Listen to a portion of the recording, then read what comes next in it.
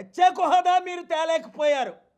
మోదీ గారు ఇస్తానన్నారు, పవన్ కళ్యాణ్ ఫైట్ చేస్తానన్నాడు, మీరు ఫైట్ చేస్తానన్నారు.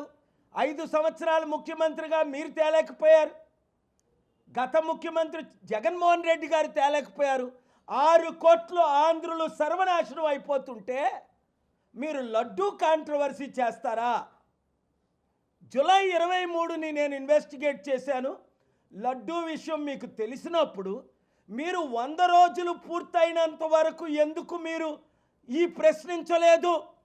ఈరోజు నేను పవన్ కళ్యాణ్ ప్రెస్ మీట్ చూశాను, షాక్ అవుతున్నాను. ఎవరో ఏదో ఇచ్చిన స్క్రిప్ట్ చదవద్దు తమ్ముడు, నువ్వంటే నాకు గౌరవం, నేనంటే నీకు మహా గౌరవం, ఇప్పటికీ మర్చిపోలేను. మీ నాన్నగారు చనిపోయినప్పుడు ఇంటికి రమ్మంటే వచ్చా, ప్రేయర్లు చేశా. చిరంజీవి అల్లు అరవింద్ 10 నిమిషాల్లో వెళ్ళిపోతే నువ్వు గంట కూర్చున్నావు. తర్వాత విశాఖపట్నం ఎయిర్పోర్ట్లో 6 మినిస్టర్లు ఎంపీలు ఉంటుండగా నేను విఐపి రూమ్కి రాగానే నువ్వు నిలబడి నీ కుర్చీ ఇచ్చావు. అలాంటిది నువ్వు ఏం మాట్లాడుతున్నావు ఈరోజు? సనాతన ధర్మం గురించి నీకేం తెలుసు? జగద్గురు స్వామి శంకరాచార్య 100 కోట్ల హైందవుల అధిపతి 20 సంవత్సరాలు నా చారిటీ సిటీకి వచ్చిన ఆశీస్సులు తీసుకున్నారు. 5 ఆర్ఎస్ఎస్ చీఫ్ లీడర్స్లో 4 ఆశీస్సులు తీసుకున్నారు.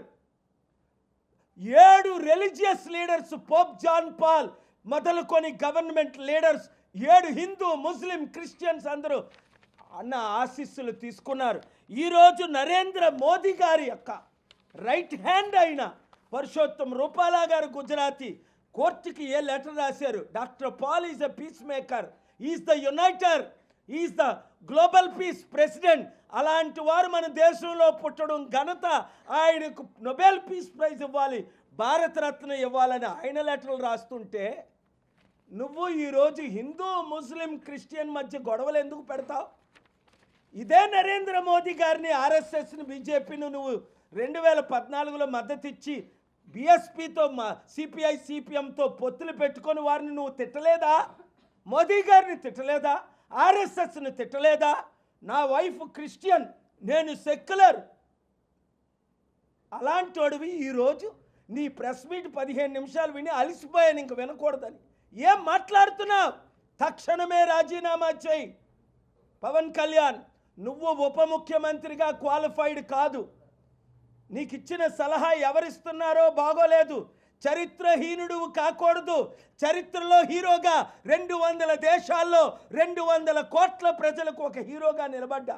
నువ్వే అన్నావు మీరే నా హీరో అని 2007లో ప్రెస్ మీట్ పెట్టి రాజశేఖర రెడ్డిని తిట్టావు నా పక్షంగా. I appreciate Pawan Kalyan, but don't go. ఈరోజు గాంధీ గారి పేరు ఎందుకు చెప్పుకుంటున్నావు? అంబేద్కర్ గారి పేరు ఎందుకు చెప్తున్నావు? పుచ్చలపల్లె సుందరిని ఎందుకు స్మరిస్తున్నావు?